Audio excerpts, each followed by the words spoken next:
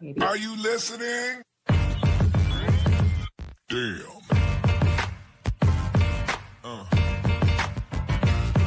Yeah.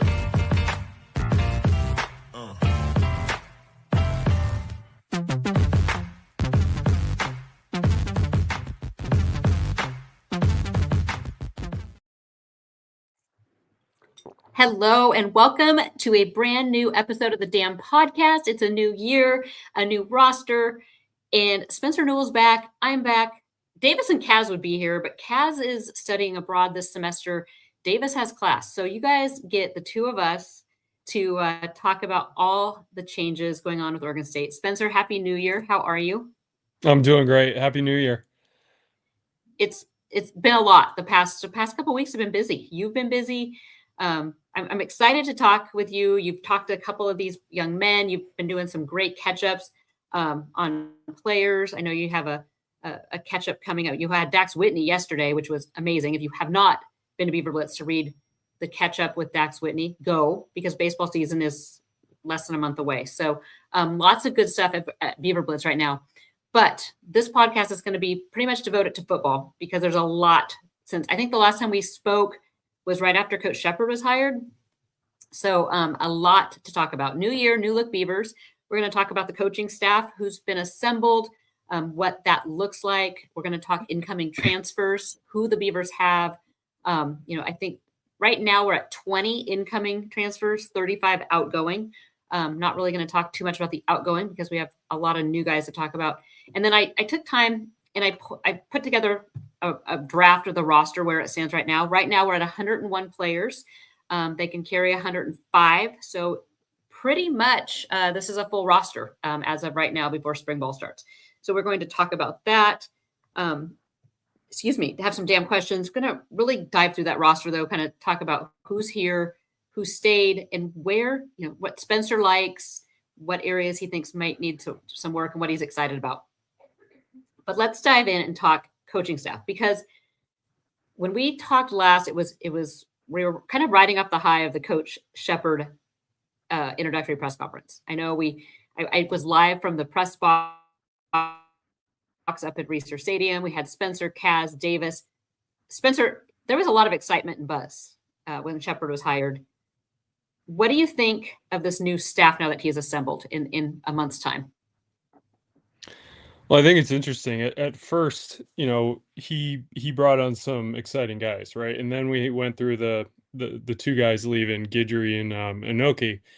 And then it was kind of like a little bit of a lull. But I think what really solidifies this whole coaching staff is bringing on McIntyre, because that was a home run hire.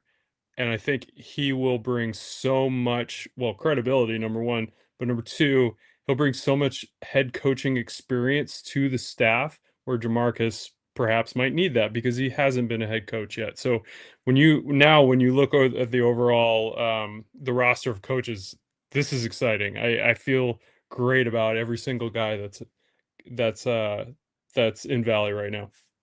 Yeah, no, we'll start with the offense. So he started his coaching staff with a Bama guy, with a guy who with Coach Shepard has coached with several stops. Mitch Dolan, local guy from Redmond, Oregon, coming in as the offensive coordinator, young, energetic, brings for all intents and purposes was really involved in the play calling for both Washington and Alabama. So brings offensive line coach Kirk Barron. I've heard nothing but great things about Coach Barron. Young, energetic, relates really well with the players.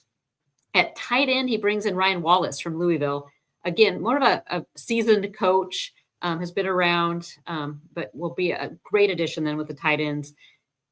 Wide receiver goes and gets a familiar name for Beaver fans in state of Oregon with James Finley. Long time ago, James Finley was a recruit, committed to Oregon State, if you don't remember, didn't qualify academically, and then ended up at Oregon. That's where he played. So he's already hitting the recruiting trail. All these guys are. And then Lee Marks comes in from Memphis as running back coach. What are you most excited about the offensive group, Spencer? It's part A and B for me. I think part A is Mitch Dolan, and his experience, like when you look at quarterback play over the last couple of years, the Beavs have left more to be desired, like on the field, right? Now we know, I mean, Malik's coming back. Then you got Braden, who's coming in. We can talk about him more later. But the fact that Dahlin had experience developing guys like Hayner, obviously Penix, Milrow, you got to feel good in the quarterback room right now about how the development is going to go. And then secondly, B, I would say I'm high on the wide receivers, especially the guys who came in as recruits and also from the portal. So a guy like Finley, I mean, he coached Torrey Horton, Colorado State, who was lethal. Always, I mean, I would when we played Colorado State, I think it was a couple years ago now.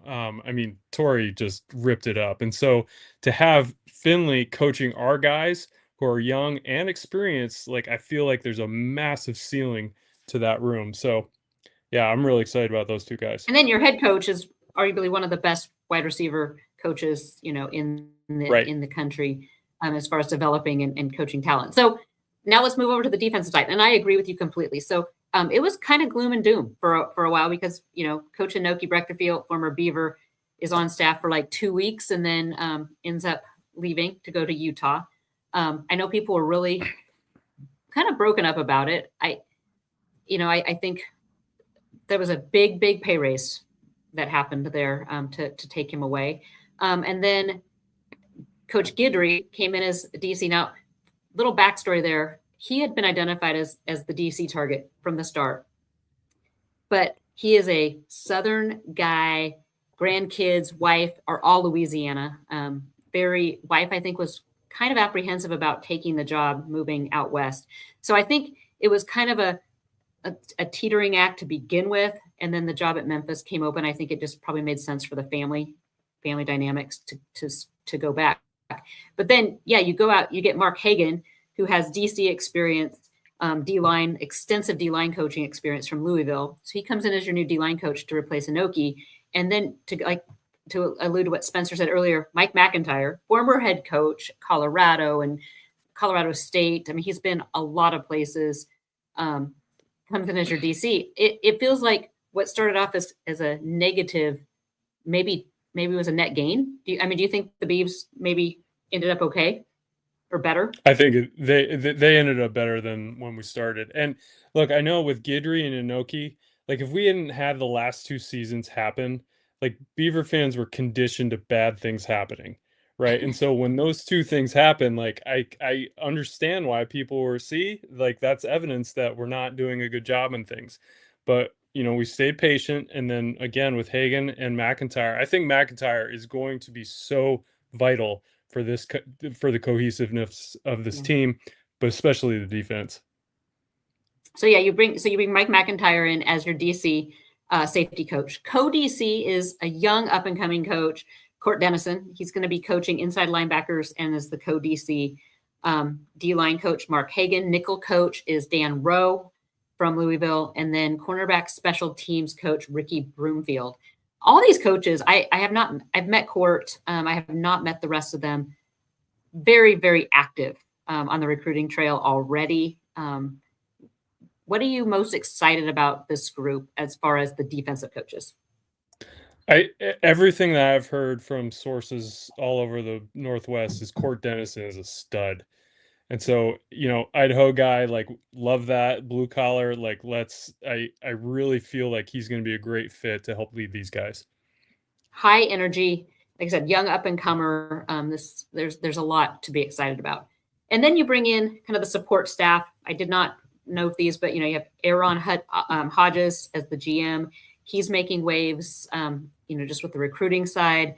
Definitely, it's a new world with the NIL, and it's been a new world for a while, but really dialing it back, taking the emotional side out of, oh my gosh, this guy, we love this guy, and really dialing back and looking at what kind of resources you have, how much money you have to allocate, and then making those business decisions. So Oregon State lost a few guys to the portal that they would have liked to have kept, but then you can't overspend your budget just to keep a guy. So I think that's a tough job. It's probably a very underrated job.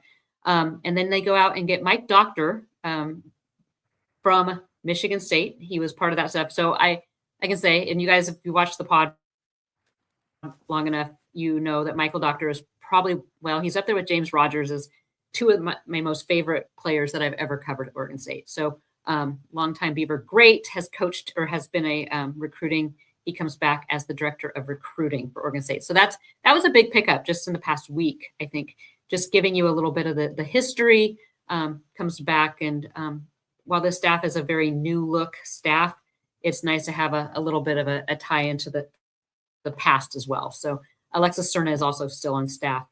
So it gives you a little kind of that bridge to the past. So excited about that. Now let's talk some transfers, because the past 3 weeks have been nuts. And in fact, so a lot of you guys know in the lodge that if I go on vacation, things get crazy, like to the point that it's gotten to be like a joke. So I have taken this trip for the past like 4 or 5 years with a group of friends, couples trip to Mexico. Something always happens. This year it was no different. I am on a plane, like on the tarmac at Portland, and Braden Atkinson, the quarterback, announces his commitment. So I had a whole bunch of things pre-written, but I didn't have that. Spencer texts me. I'm like, can you write a quick story? That's how the trip started. It was a little nuts. I worked a couple days. Spencer, you were invaluable. So thank you for, it's kind of all hands on deck. But first transfer portal that was that week. What were your thoughts? Just kind of watching it, kind of being in the trenches. What went through your head watching the transfer portal that first week, especially? Well, the first week was hard, right? And we had guys start coming in, but they were from smaller schools. So there wasn't a lot to like get really excited about, like from hey, this guy's transferring in from XYZ Big 12 school, right? But then Braden Atkinson signed up, and then Bubba Hampton came, and then Aaron Butler made it official. So those guys, and also like I love this kid Carter Guillaume, who on the offensive line. Like the other two I had down were Ish Finlater, I think that's how you pronounce his name, and Jarrell Comer. Like the more I dive into these guys, they're legit and they can play. And you put them with a coach like Jamarcus Shepard and his energy, like we have a good class. I think, it's no secret that I'm a huge Billy Bean fan from the Oakland Athletics and like the Moneyball thing. And I feel like we can go into this more later if we need to, but like I feel like the Moneyball approach right now and the analytics approach, look, Kurt Signetti, it can't be overstated enough. Like he gave hope to every single college football program in the country on Monday night. And so now knowing that we've got the right guys in place and we're taking that analytical approach, getting those guys, the diamonds in the rough, I don't know. I think I'm very, very excited with how this could shape up. Yeah, it's super interesting because so I'm gonna contrast a little bit to the last staff.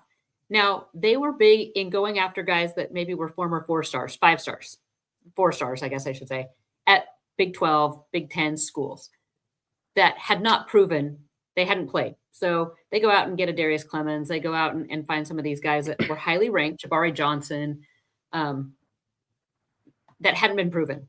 That was their kind of methodology. Didn't pan out, maybe like they had hoped. This staff, and I'll agree. I mean, the first, you're getting these guys and you're like, I've never heard of it. What school is this? Like, huh? What? Like doing my research on some of these players. Then you start reading into them and you're like, okay, well, their stats are pretty good. You start watching some film, you start watching a little bit and you're like, okay, this is a totally different approach. They're going after guys that have actually produced. They might've been at a lower level. Kurt Signetti has like ruined everything for everybody because now all ADs, all even NFL level guys, they're going to expect you win early. Like you don't need, I mean, Indiana, Spencer, I was watching that game on flight home from Mexico, and that game, I don't think I truly grasp how bad Indiana has been. Like way worse than Oregon State has been, like historically. I saw a stat. They had won 6 bowl games, 3 of which had been this year. Like historically bad, and Signetti just turned that around. And yes, they have money to do it, and I would say they have more money now than they did. But Signetti even said, we didn't build this with some huge roster. Looking at the last staff, they tried the analytics too, but it was more like measurables. They were really into height, weight, arm, wingspan, hand speed, agility. And not to say that's not important, but this staff really seems to be focusing on guys that have produced, on the football field, even at a lower level. So it's an interesting take. It is a little Moneyball. And, you talk to Hodges, the GM for Oregon State, and it is Moneyball. They have a very limited budget and trying to piece it because you're trying to be somewhat, disperse it evenly without breaking a locker room because you gave one guy way more. So it's a fine, fine line. Let's talk about some of these guys. I put down a couple too that I'm excited about. I think we have to start with Braden Atkinson, quarterback coming in from Mercer.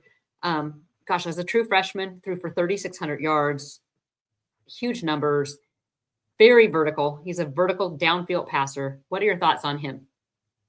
I love it, and I also love that he was a Jerry Rice Award winner. That's a big deal. But I also love that he's bringing in one of his top targets at Mercer. And I always get these guys confused because there were so many. It's Adonis McDaniel. Yeah. Okay. Yeah. I come on, let's go. I think it's genius. He's got some massive numbers, and now you bring in a guy like Mitch Dahlen, who has developed the guys he's developed. That could be a high ceiling. Yeah. Well, and then you look at we're going to talk about the roster, but just to see what this quarterback room can do, Malik Murphy's back, and I know Beaver fans were not impressed last year, but I want to see Malik under a new coaching staff, new receivers, new O-line, a fresh look. I'm excited for that battle because I really do think it's going to be a Braden Atkinson, Malik Murphy kind of battle heading in. But other offensive players that I think, excuse me, people should be pretty excited about. And I put wide receivers, all of them. Oregon State lost a huge chunk of wide receivers, a ginormous chunk. But I would argue that they weren't super, super productive. So I don't necessarily see this as a bad thing. And then you go through this list. So right now on campus, not only do you have Sinai Thomas, Jamison Powell, Jesse Legree on campus, 3 signees, true freshmen. You have the transfers. I'm going to just go through this list real quick. Aaron Butler, Aaron Bubba Hampton, Adonis McDaniel, and Xavier Nolan. This is the one area I really do think, looking at who they brought in, I say wide receivers has completely elevated their depth and talent. What are your thoughts there, Spencer? The transfers, yes, but I don't think the new guys are getting enough attention. Sinai and JMO are lethal, and they're only going to get better. They're buddies now. I mean, they work hard together. You also pair Jesse Legree in there, who is a speedster from Baltimore. He's got a 4.35 clock time 40. I mean, these guys are athletes and they're studs. So I feel like this room could really develop into something special. And again, we can't overstate it enough. Jamarcus Shepard is the head coach, and look who he's developed. So I love this wide receiver room and the potential it has. Yeah, it's this room, like I said, I think is elevated. And then, then we'll go back to it, but you keep a Malachi Durant, Eddie Freya, there's some pieces there too to grow off of as well. I also put in AJ Newberry, recent commit. He is a transfer from Vandy. He actually committed a week ago, just announced it a couple days ago. He will be in for spring ball, the start of spring quarter.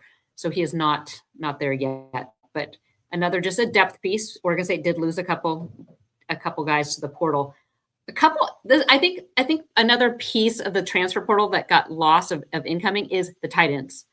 I love the pickups of Eric Olson and DeCorian Temple. Both, I think DeCorian DC is more your blocking tight end, whereas Eric Olson is going to be that receiving threat. But he put up crazy numbers. Let me pull up his numbers. But talk to me a little bit about your thoughts on that tight end room, another room that I think actually elevated themselves. Well, I think the mystery of Jackson Bowers is kind of exciting because he came in here he was a 4-star out of BYU, right? Yeah. So I think and Cooper Jensen, we saw a bit of him.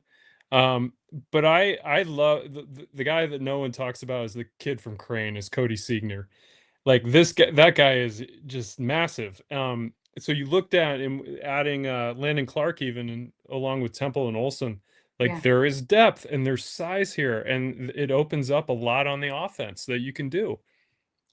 Yeah, so I just pulled up. So Eric Olson was at Utah Tech for the past 3 year or 4 years, redshirted his first year. But this past season, he had 52 receptions for 583 yards. So gives you that bigger body target. So I do. I think with those guys already on the roster, that room definitely I think is going to be one to watch.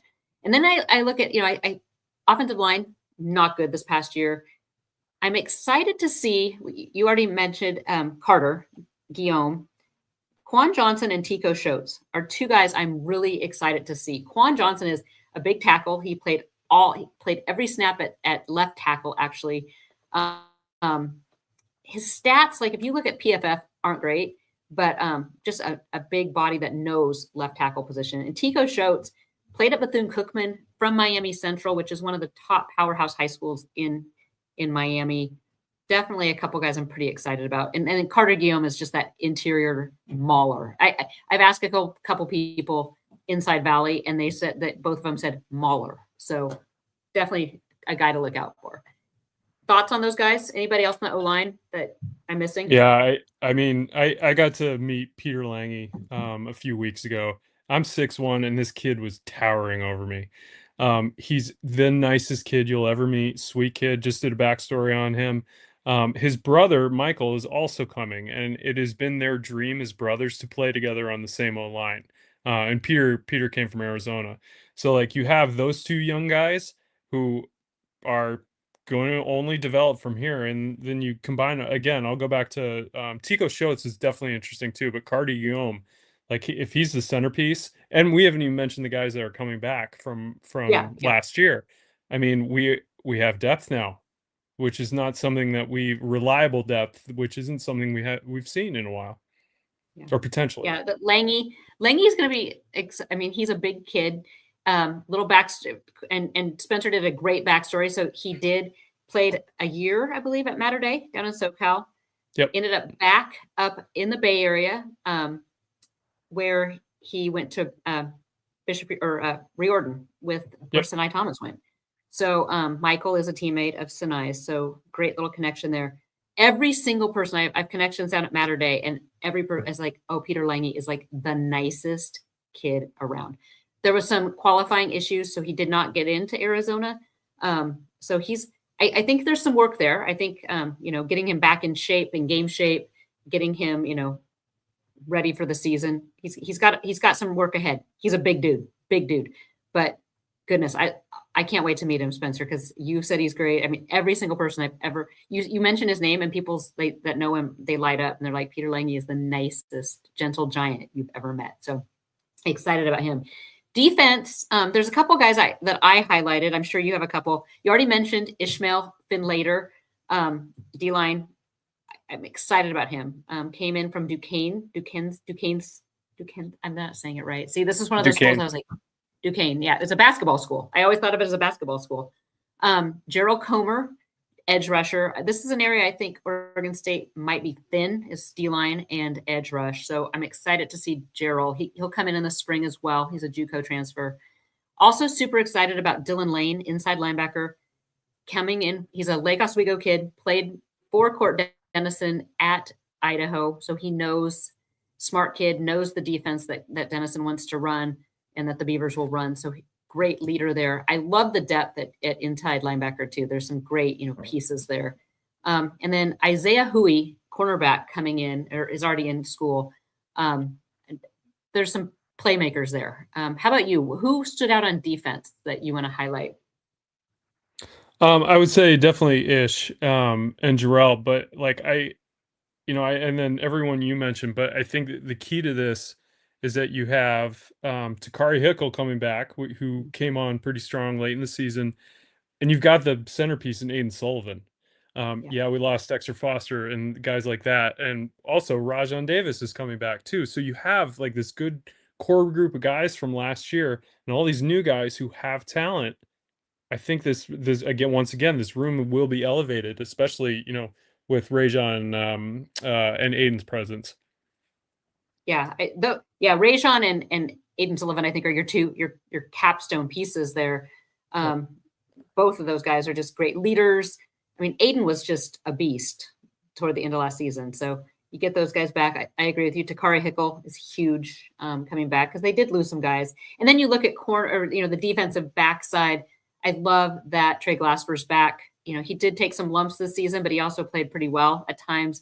And if there's one position that guys really make a jump from year 1 to year 2, it's corner or DB. So excited to see him take that next step. And then, size back. So there's some guys there. Kai Wheaton is actually on campus as well. Cornerback came in early. So there's another early enrollee.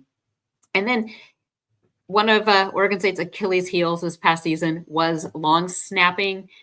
They picked up 2 long snappers in the portal with Tug Sanford and Jonathan Zarut, 2 guys coming in. And then they also brought in a kicker in Jaden O. So definitely they're not overlooking the special teams unit. I would say it can't get any worse, but I've learned you don't say that because early in the season when I said it can't get worse and we saw what happened. So let's move forward a little bit now. And in the lodge, I posted this. It is a kind of a breakdown by position of who's coming back. Rosters have kind of changed. It used to be 85 scholarships, and you could have 20 walk-ons. Now there's kind of no differentiation. You can carry 105 players across the board. So I am basing this off just a 105 person roster. Did not break it out by quote walk-on or scholarship. Numbers actually look pretty good. So if you're thinking that Oregon State's going to add a bunch of guys next week, it's not going to happen. They are at 101 by my calculation right now. Quarterback, you've got 4. Let's talk quarterback. We'll break down this roster. This is one of the damn questions. So I think it's good that we kind of talk about it. Got Malik Murphy, who is on campus, Braden Atkinson and Brady Jones, 2 transfers that are on campus, and then Isaiah Arizia, and I'm saying that wrong, I know. Ariaza. We're going to try Ariaza. He will be signing in February, so he will be coming in this summer. Talk to me. Are you thinking this is a Braden Malik thing? Are you thinking what are you thinking, Spencer? I think Brady Jones is probably a lot underrated because he didn't. I mean, he hasn't had the stats lately, but he's been proven in the past. But I think look, we don't know. We weren't in the locker room when Malik was going through his stuff here. We know he's a good quarterback and that he can sling it. We saw hints of that. Which Houston, Fresno State, like he had good games. Look, I think he's probably got a chip on his shoulder to prove everyone wrong. I mean, he knows like this year will be what potentially scouts look at in the following year. Not to say that he's going to go that route, but he's got something to prove now. And you can bring in a kid like Braden Atkinson who develops under him and will be, Malik will tutor him in a way. Maybe, we don't know. I've got nothing but positive thoughts about this. I think it's a really good combination of a young kid and Malik, who's really the elder statesman of the team at this point. Yeah, this is the thing. I was talking to a Beaver fan earlier today, and what I will say is I look at this roster and I can't tell you. I mean, I think this is the biggest question mark I've had going into a spring camp in a long, long time because this roster is so new. I have some ideas about guys, but until I actually see them, there's a lot of youth too. And so before you have to see them, what they look like, how they're moving around. So many question marks. Yeah, who knows? I mean, we're talking Malik, but Brady Jones might be the guy. I mean, we don't know till we actually see them, live in person. Running back. So, Oregon State, of course, loses Anthony Hankerson, graduates, going for the NFL. Salahadin Allah entered the portal, is signed with Iowa State. leaving Cornell Hatcher which, hey, that would have been probably my pick. If you're going to keep any of them, that would probably be who I'd go after. Corday Glass, Skylar Jackson, Jake Reichel. Those are your returners. And then you bring in AJ Newberry, coming in, like I said, in the spring term from Vandy. And then freshman Trey Garrison and Rocco De La Rosa. Pretty decent room. I mean, running back's one that is pretty plug and play. Cornell, what do you think about Cornell leading that group? I think it's his time to shine, and it's his time to step into the spotlight. I've gone back and forth with him over the last few months, and the kid is stoked to be back. So I'm really excited to see what he does without knowing, like, you got a Hankerson and Salah who are potentially above him. Like, he is the guy, and I feel like he's going to rise up. And then one of the guys, like, I don't think we talk about enough is Skylar Jackson. I mean, he's just kind of been waiting in the wings. I mean, his bloodline is pretty rich for running backs. Yeah. I feel like, on paper, it might not be as deep of a room as what appeared last year. But I think at the end of the season, at the end of spring ball, I think we're going to find out a lot more, obviously, and look at that room in a different way. Yeah. And Trey Garrison, you look at him, he's down in Louisiana at Edna Carr, one of the top programs in Louisiana. Big time pickup there. Cornell, though, is exciting. Just both of his uncles played at Oregon State. I know his one cousin or uncle, Armin, was there when I was there. So he was a star at Oregon State. So Oregon State runs in Cornell's blood, and he wants to be there. He wants to see them succeed, probably more than and even some others on the group. So be fun to watch. And I thought he had a great year when he was in the game. Wide receiver, we've talked a little bit about this, but let's look at the room. Eddie Freoff, Malachi Durant, Carson Boschma, and Jahay Drummer are back. I think I can talk a little bit. I mean, Malachi Durant, all the potential in the world, just waiting for his shot. Eddie Freoff, we've seen glimmers of him, and I think he's just so raw that I think it was just starting to click last year. Don't you think? Yep. I mean, you were at one of those fall camp practices, and it clicked, and just need to see it more consistent. I think with Eddie, we kept hearing like he's got an SEC body, but he was so raw. And now you pair him with who we've got as coaches and mentors. I'm actually the most excited about Eddie out of anybody on the roster because of how much potential he's got. Yes, how much potential he's got, and the people who are teaching him. And for everything I've heard, he's like a sponge. He brings stuff in.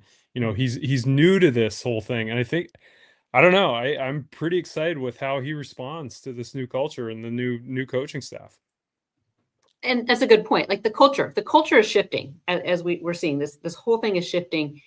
He is a sponge. He's been drinking out of a fire hydrant. But what we kept hearing is he's willing to learn. And as a coach, you have to love that. You have to love the fact that, he might be a little raw, but you're going to be able to shape him however you want to shape him. And hopefully keep him from maybe developing some bad habits that some guys actually come in with. So just shape him. But he does have so much potential. And as we've talked about, this group of young guys, Oregon State lost a lot of guys. But you bring in guys, I mean, I'm so excited, as you talked about, for Jameson Powell, Sinai Thomas. Jesse Legree, we saw him play in one of the national spotlight games at the end of the year, and 2 touchdowns. One was a punt return that he lightning in a bottle. So very excited about that. And, Aaron Butler, one of the top recruits back a couple years ago, was coming in from Texas. Aaron Hampton, he goes by Bubba, right? Yep. Bubba Hampton. Yep. So he's coming in from Bama, following his coach. Adonis McDaniel, coming with his quarterback from Mercer. A lot of excitement there. If we're going to talk about any group, this is the room I'm most excited to see, because I think just the transformation is going to be huge. Now they're young, they're raw, but I'm excited to see what they can do.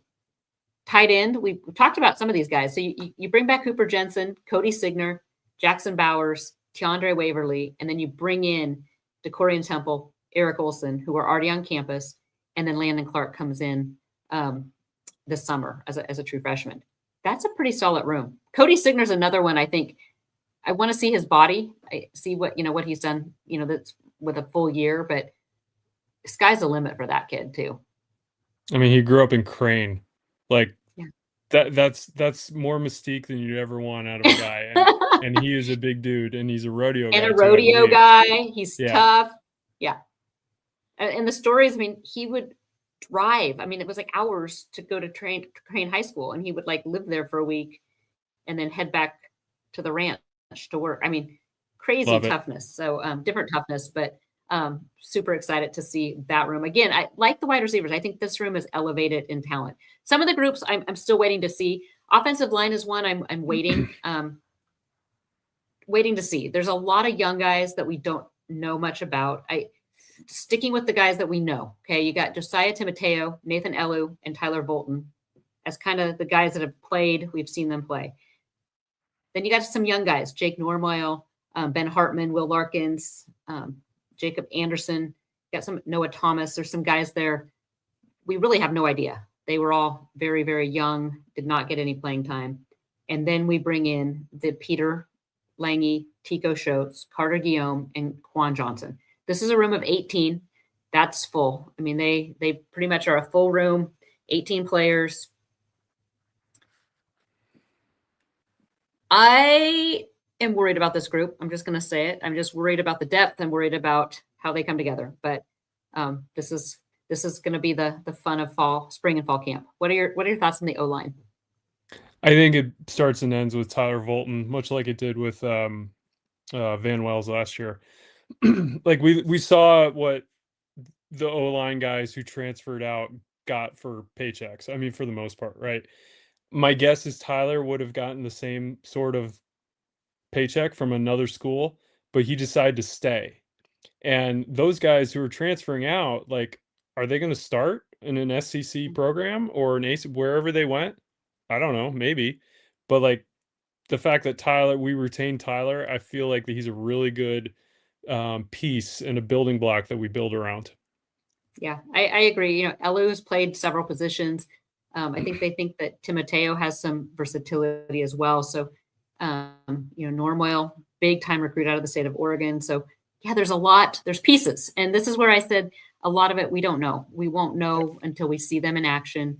I would like to see them get tougher. I mean, the things that I've heard about the last year or so was a group that, you know, kind of gave up, you know, partway through the season. And it was, you know, the toughness, the mentality was not there. So, and easy to see. I mean, fans lost hope. I mean, everybody was kind of losing faith there. But this group, as we say every year, I think the season hinges on the success of the O and D line. So, but Shepard made a point of saying that in the opening press conference too, that he will be focused on the offensive and defensive line. So I've heard great things about Coach Barron.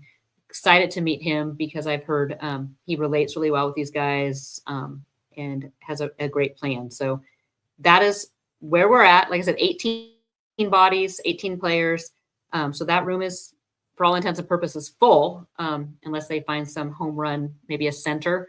But that group kind of concerns me a little bit till I see him in action.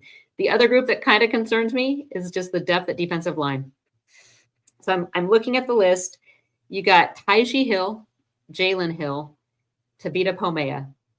Those guys all stopped playing time, you know, last year. And then, you know, Jesse Myers was a freshman who injured himself or was injured last year. Tiger Black, Luke Levengood, and then Nick Fisher, who I was super high on last year as a true freshman coming in. I was excited to see what he can do. Then they brought in Tyler Bailey from the portal, Daniel Matagi, and Ish Finlater. We both talked about how excited we are to see Ishmael. What are your thoughts on the defensive line? I think one guy that we have not even spoken about is Jeff Eaton, the strength and conditioning guy. Like, I don't know if you've followed him on social media, but he, like, whenever he posts something, it makes me want to go, like, try and do my 1 rep max from high school on, you know, doing deadlifts and, like, squatting or whatever. I mean, the guy is so passionate. He's got a great track record of developing strength in these guys.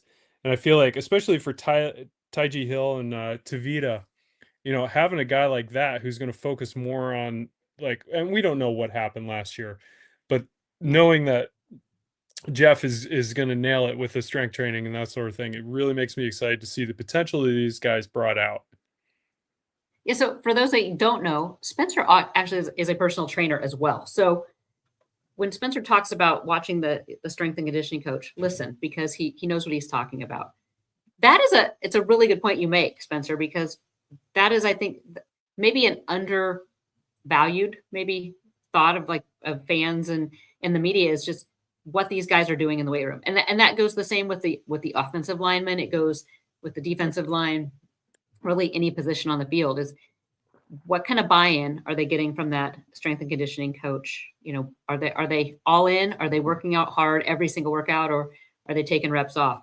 Huge, huge. And he's a motivator. If you haven't watched some of those videos coming out, he's definitely a motivator. I have heard some things about him too that it's positive, that he meets with all the guys like once every week or two, sits down with their own individual plan, is meeting with them, finding out how they're doing, where they're at. So definitely not just kind of letting them go on their own. Edge, outside linebacker. We talked about Takari Hickle coming back. Huge. That was an area I was kind of sad to see, like a Shamar Michael go, or that Sakaya Saiz, a couple guys that I really thought were kind of scratching the surface of what they could do. Takari's back, and that's big. Tyree Blake, Logan Knapp, Will Haverland. Those are your returners. And then that's where you bring in then Gerald Comer. He'll be coming in the spring. He's a JUCO transfer. Spencer and I both super excited about him. And then 2 true freshmen coming in the summer, and Adel Dorr and Caleb Metzner. I heard through the grapevine, Caleb Metzner, he was kind of that last minute addition on signing day back in December out of Alabama. I guess a big time program came to him trying to get him to flip, and he is dialed in and said, nope, I'm Oregon State. I'm this is where I'm going. So, and then Adel is like a 4th or 5th generation Oregon Stater. So big time guys coming in. It's just a matter again of how they come in. Takari's big though. I think he's fully healthy from that knee. He's ready to go. As Scott Stewart in the chat said, Jake Hedberg would be happy to see Takari coming back. Takari was Jake's guy from the get-go, watching some practices. So then we talk linebacker, and we've already kind of talked about this. I think this is maybe overlooked by a lot of people, but the return of Aiden Sullivan and Rajon Davis, as we talked about. You get Cord Shaw, Jeremy Goodman, Josiah Mawala, Clive Pond, Jeremiah Ioane. True freshman Jeremiah Brown is on campus. He's already enrolled early. And then you bring in Dylan Lane and Jabari Adobanen, another inside backer. So good group. I mean, I'm looking at that, and I off the top of my head, I'm thinking Aiden Sullivan, Rajon Davis, Dylan Lane are kind of your 3 core pieces, but then you get Jairese, Cord, Jabari. What are your thoughts on that group? That's really going to center your defense. I think out of the defensive core, that's probably the room I'm most excited about. I do want to back up to one thing, because last year and the year before it was an injury bug, right? And this again, and we don't know what they were doing for strength training, but like a good strength trainer will help not eliminate, but kind of minimize the injuries soft like tissue. that happen. Yeah, exactly. Sorry, it took me a little while to say that. Yeah. So I feel like with the, in all rooms really, hopefully Jeff will come in and like see some things that we were doing last year that may not have worked, and he'll fix them. Because the injuries that we saw over the last couple of years, it's just crazy, right? Yeah, the non-contact soft tissue stuff. That's it's going to happen occasionally, but there was a lot. There were a lot of ACLs that were non-contact. So, but yeah, you're right. I mean, I like this group. Okay, yeah, I think, and that, I guess yes. While I have some concern about the defensive line, if your middle backers are going to be strong, that helps matters. Okay, then you look at DBs. Decent group. I mean, a lot of names that you guys have heard of. Cornerback, like I said, Trey Glasper, TJ Crandall, he should be back from injury. Cy, David Madison, Noble Thomas. Exodus Ayers, I put a question mark by. He has been spotted with some, team. They did a team bonding going to a men's basketball game. He was spotted in pictures. So Not sure of his status right now. Blake Thompson, Milan Clark, and then again, Kai Wheaton and Isaiah Hui, two newcomers. Kai is a true freshman, early enrollee, and then Isaiah is a transfer. Safeties, I'm going to lump them together because DBs, we have some nickels in there too. Tyrese Ivy back, that's big. Just a lot of experience. He can play basically all three positions.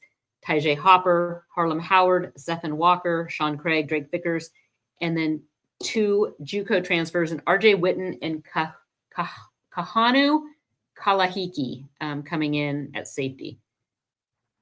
Solid room. Kind of a nice mix of old and new. Thoughts on those guys? I mean, my initial thought, it's hard to see Skylar Thomas's name and not in there. It really is. Yeah. But this room, I like the room. I really like Kahanu Kalahiki. I started diving into him, and the more I kind of got into him, he's a tough guy. Maybe a little underrated and under the radar. But I really like him. I connected with him a little bit, and we brief chats and that sort of thing. But yeah, he's a guy I'm watching for sure. Nice. So yeah, so all in all, then we'll do a quick, like I mentioned earlier, long snapper Jackson Robertson, then Tug Sanford and Jonathan Zarut, kicker Caleb Ojeda, Cameron Smith, Jaden O, and then punters are back in AJ Windsor, Max Walker. That's your 101. We just went through the whole thing. Look at that. People think we couldn't do it, and we did it. What are your areas of concern now that we've kind of gone through this group? What areas concern you? Trenches. I mean, I think it would. I'm less concerned about the O-line and more concerned about the D-line, to be honest. Just to see, especially in the CFP, the roles that the defensive line played were just so huge, and that's like that in every good like football program, right? I would just love to not overtrain these guys, but just like see them really just rise above any expectations, because we haven't had like a good solid D-line in a bit. And this is what Oregon State has done in the past, so it's time. It's been a minute since we've had a solid defensive line. Yeah, I had O-line, D-line, I said edge rush, and then safeties I had as a question mark. What areas do you feel improved over past years? Wide receivers is probably number one. Number two, I would say quarterback. And number three, oh man, I would say the tight ends, to be honest, just with the amount of size and depth and talent that they have. Yeah, I had wide receiver and tight end for my two. So, yep. Okay, spring camp. I have not got official word on that. That was, I know, a question in the lodge about. We have not got any official word. I don't know if it's going to be open for media. I don't know when they're starting. I don't know when the spring game is. So stay tuned. We will get you that info as soon as we hear. But okay, it's spring ball, Spencer. You and I are standing there watching. Who are you looking forward to watching? Give me a name or two. Jameson Powell and Sinai Thomas. Okay. I love these kids. I got to know them a little bit, especially Sinai. These kids are good kids. They're nice kids, and they're really talented. And I think Sinai is, to be honest, underrated. I cannot wait to see him go up, or see all of them go up against the guys like Trey Glasper and TJ Crandall. Jesse Legree told me, and when we did a backstory, I asked him who he's most excited to go against. And it took him 2 seconds to say Trey Glasper. So they're gunning for these guys, and they're ready to. They're already, yeah. Because you spoke to him when he was like pretty brand new, right in the. So yeah. I think he signed 4 days earlier. Yeah. And he already knew he was excited. That'll be fun. And you're right. So quick little update. Skylar is playing in the Senior Bowl. He got an invite to the Senior Bowl. So that is huge, just to help him gain exposure for the NFL. So Skylar Thomas. But yeah, Sinai's a good one. And it's just fun to have that Beaver family still in the mix.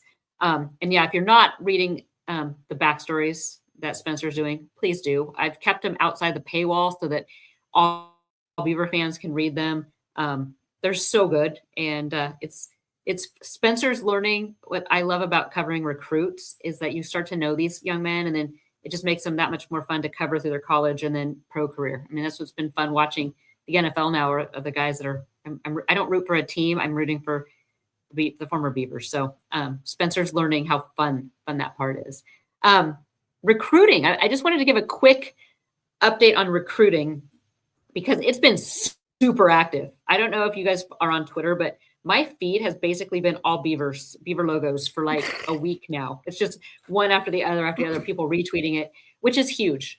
It's big for just exposure. I mean, yeah, are these guys going to end up being Beavers? I would say, high school recruiting is really kind of, it's lost some of its luster with the whole portal and things. And I feel bad for that. I feel bad for the high school kids because they're the ones that are getting hurt by this whole transfer portal.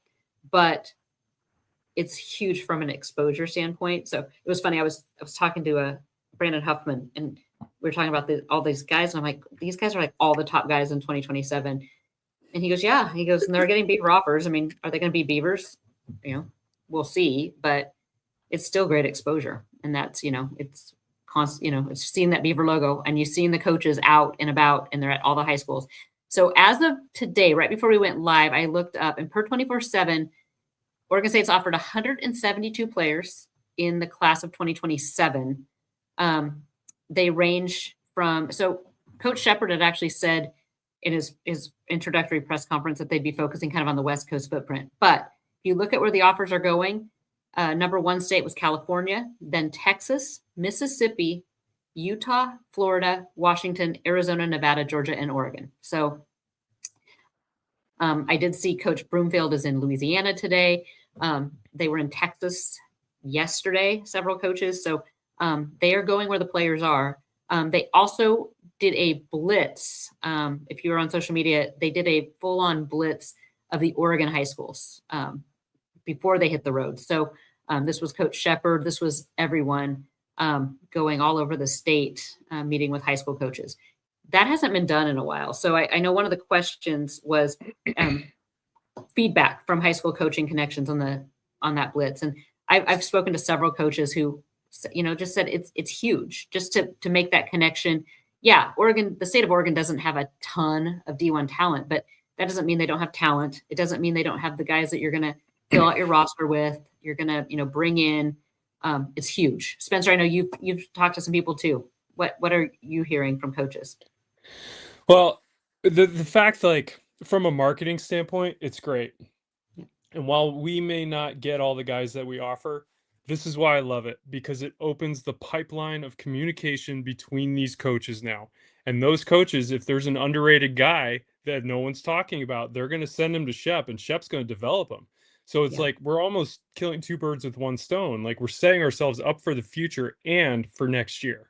So I'm thrilled. And Beaver Fan has been asking for in-state, recruiting for the last 2 years, and we heard rumblings that it wasn't necessarily happening. I don't know if that's true or not, but like, this is what we've been looking for. This is what we've been asking for the last 2 years, and it's happening. The energy is off the charts. Yes. So, and you make a good point. I mean, you look at like Folsom, the already built connections that Coach Shepard had with Folsom, which is one of the top programs in Northern California, is what helped land, Jamison Powell. Here's a young man who'd been committed to Ole Miss.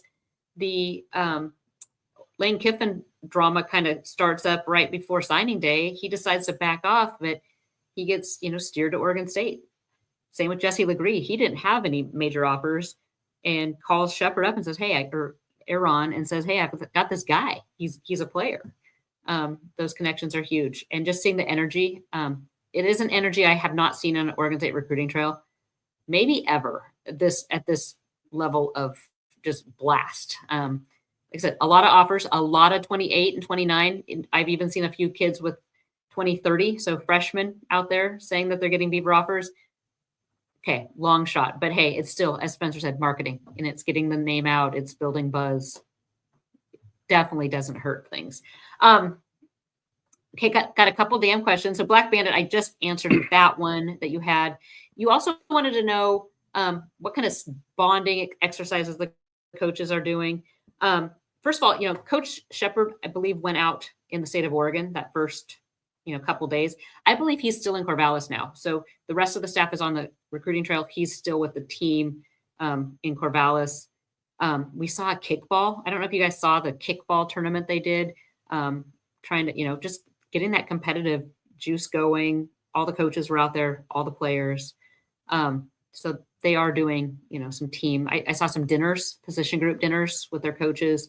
So they're kind of coming together. I think as things have kind of settled down a little bit now from the hiring and the trying to get things together, they're kind of settling in. Squeaky clean. Who do you think will be the starting QB this upcoming season? I have no idea. I am going to be flat out honest. I have no idea because I could make a case for every single one of them. Spencer, are you going to be bold and make a comment or a thought, or are you just going to take the chicken way like I did? My gut's saying Malik, but Okay. I think Atkinson's going to be one of the more interesting guys to watch. So that's just it. I think Jones and Atkinson, I don't know enough about either one. So we know that Malik can sling it, but let's see when the bullets are flying. Let's see what happens. Okay. Tight said, did this football recruiting class take the shape in a way you expected when Shepard was hired? What do you think, Spencer? This exceeded expectations, to be honest. Like I'm blown away by what they've done and what they're doing. Again, it goes back to like what we just talked about, like the marketing, that sort of thing. I think Beaver recruiting from a public standpoint is back, and it gives Beaver fans a lot of hope, which is, let's be honest, that's what we need right now. We needed some hope, and I feel like we have it now. Yeah, I agree. I think the hope is that I think it's been kind of chaotic for the past, month and a half, but that was to be expected. You have a coach that comes in immediately, has to hire a staff, has to, kind of get things, while also, you forget he was the first game or two, he was helping with Alabama too. So there was a lot kind of going on. And then this is a guy coming in that really didn't even have a clue of what he had. So he's trying to evaluate his current roster while guys are jumping in the portal without him having even a chance to really get to know them. It was a chaotic, I expect it to get better from here. But as far as the class, what would you like to see finish the 2026 class? I don't think there's a lot of room. So like I said earlier, I mean, right now I have it at 101. They have 4 spots, depending on if anybody else leaves or retires. If you can get a center, I think a true center would be a good pickup.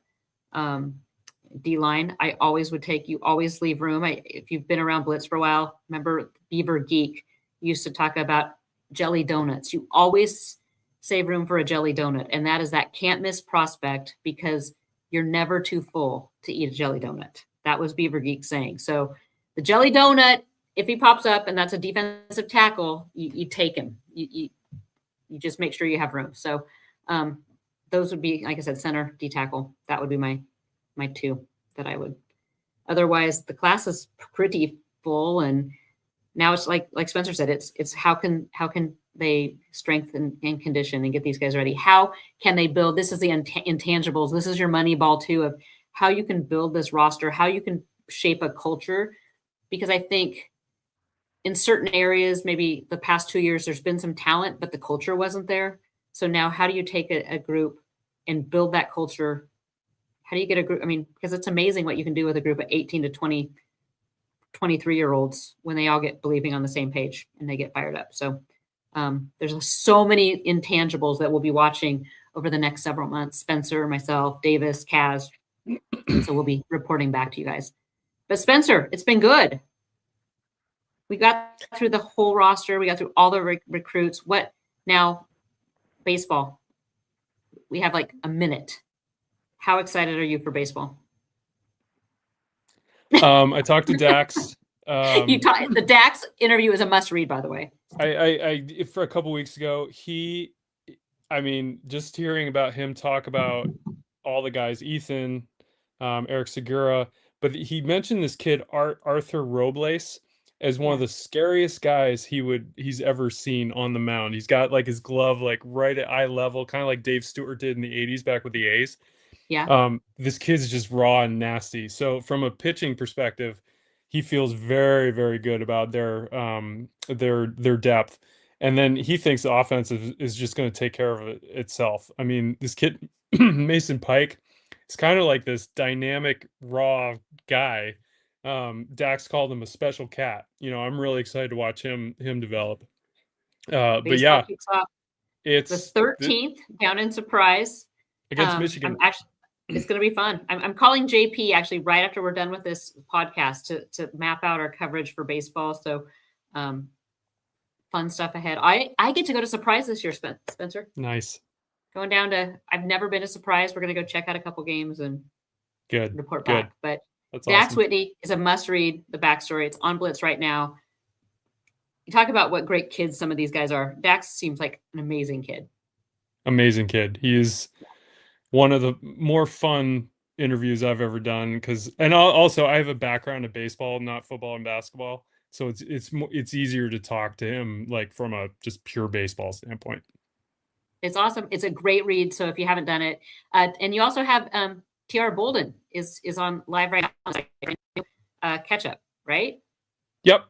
Couple girl like women's basketball is very exciting right now. Jenna Villa has come as a huge scoring threat, but Kennedy Schuler is absolutely playing out of her mind right now. She almost had a quadruple triple. I don't know. Just Yeah. I think that's right. I can't. I'm not a basketball guy. Well, maybe I am, but she's really exciting right now, and the women are clicking. I think the men have more to be like they've got some stuff to prove on the table, but I mean they're sticking together. They're not giving up. There's a lot of good kids on that team, and they're forging forward to conference play. So I think there's some good stuff happening. Yeah. And so stick with us. Spencer's got all the good backstories. So much going on right now. So we will be back in a week or two. We won't go this long as we've gone this hiatus, but Spencer and I'll be back. We'll get Davis next time, and join us again for another episode of the Damn Podcast.